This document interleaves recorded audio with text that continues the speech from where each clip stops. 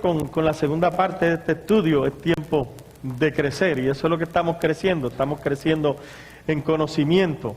La palabra dice que Jesús crecía en favor y en sabiduría, ¿verdad que sí? Y nosotros tenemos que crecer en sabiduría, es sumamente importante. Entonces, una de las cosas que comenzamos a hablar la semana pasada es que Pablo ahora en la segunda parte de Gálatas 4 comienza a darnos una alegoría. Esta alegoría es sobre la familia de nuestro padre Abraham, Sara, Agar, Ismael, Isaac. Y que esta alegoría parte de un hecho histórico, pero en la superficie la historia parece simplemente una novela de problemas familiares, pero en la profundidad tiene tremendo poder espiritual. Abraham, sus 2 esposas y 2 hijos representan verdades espirituales. Y en su hoja de estudio, la que dimos la semana pasada, al final, nos quedamos en el punto 2, las verdades espirituales. Las verdades espirituales. Yo sé que nos quedamos un poquito antes, pero no voy a entrar en eso, porque si no, no avanzamos. Así que vamos al número 2. ¿Qué representa ahora Abraham, Sara, Agar, Isaac, Ismael? Representan unas verdades espirituales. Gálatas 4, 24 al 29 dice de la siguiente manera, lo cual es una alegoría. Pues estas mujeres son los 2 pactos. El uno proviene del monte Sinaí, el cual da hijos para esclavitud. Esta es Agar, porque Agar es el monte Sinaí en Arabia y corresponde a la Jerusalén actual, pues esta con sus hijos está en esclavitud. Mas la Jerusalén de arriba, la cual es madre de todos nosotros, es libre, porque está escrito: regocíjate, oh estéril, tú que no das a luz, prorrumpe en júbilo y clama, tú que no tienes dolores de parto, porque más son los hijos de la desolada que de la que tiene marido. Así que, hermanos, nosotros como Isaac somos hijos de la promesa, pero como entonces el que había nacido según la carne perseguía al que había nacido según el Espíritu, así también ahora. Aquí hay unos simbolismos, ¿no? Y Pablo explica su significado, que se puede clasificar de la siguiente manera: la ley versus la gracia.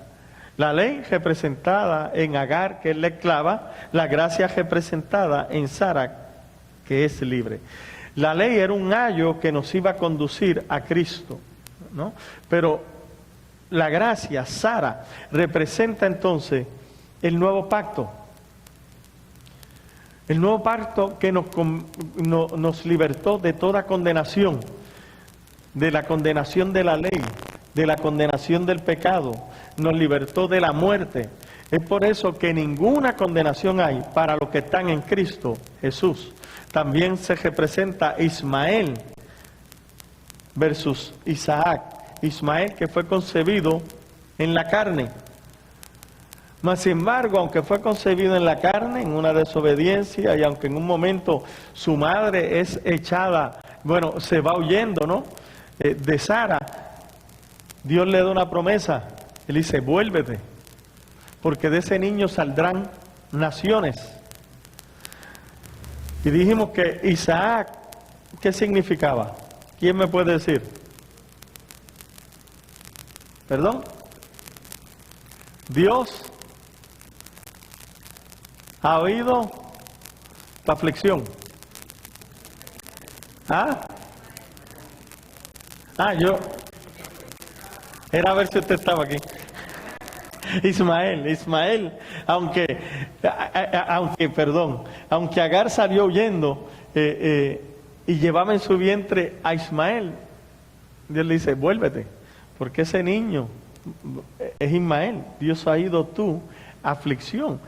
Y le da una promesa: de ese niño van a salir naciones.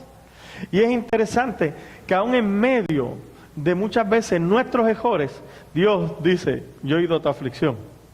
Y en medio de nuestro error dice, y te voy a dar una promesa. Esa es la gracia de Dios. Ahora, Isaac representa algo que es nacido de Dios, que es nacido milagrosamente, totalmente una obra de gracia, es un milagro que presenta nuestra nueva naturaleza, mientras que Ismael representa nuestra antigua naturaleza. También podemos ver que Jerusalén terrenal versus el Jerusalén celestial. El Jerusalén terrenal, Pablo dice que todavía está en esclavitud. Es el pueblo que sigue la ley, que todavía tiene el velo puesto y que si sigue la ley tiene que estar bajo condenación. Oiga bien, si sigue la ley, ¿en qué tiene que estar?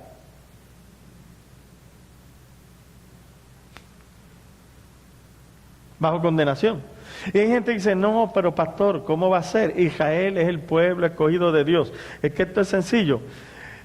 O Israel está bajo condenación o nosotros estamos bajo condenación. Es uno de los dos. Mas sin embargo, oiga bien, por eso es que dice Jerusalén terrenal está en esclavitud, pero la Jerusalén celestial que nos representa a nosotros, y vamos a ver esto con calma, estoy haciendo un resumen de lo que vamos a estar tocando, es libre. Es libre. ¿Por qué? Porque Cristo nos redimió para libertarnos. ¿Y nos redimió de qué? De la maldición de la ley. Si Cristo nos redimió de la maldición de la ley, quiere decir que los que todavía están bajo la ley, ¿están bajo qué? Sencillo. ¿Es difícil o no es difícil? ¿Cuál es el problema? Que siempre nos enseñan que Israel está bendecido. Entonces no cuadra cómo va a estar bendecido cuando está bajo maldición. Usted va a tener que hoy tomar una posición. O está bendecido o está bajo maldición. Pero hoy cuando terminemos esto usted me va a contestar. También hay un contraste entre el Israel natural y el Israel espiritual. Es importante. Y ese Israel natural, Pablo lo describe como el monte Sinaí, el Jerusalén terrenal, está en esclavitud, está bajo legalismo. El Israel espiritual, de que es parte de la iglesia, es el monte de Sión, la Jerusalén celestial, representa libertad, representa una gracia fructífera, en otras palabras, una gracia que da frutos.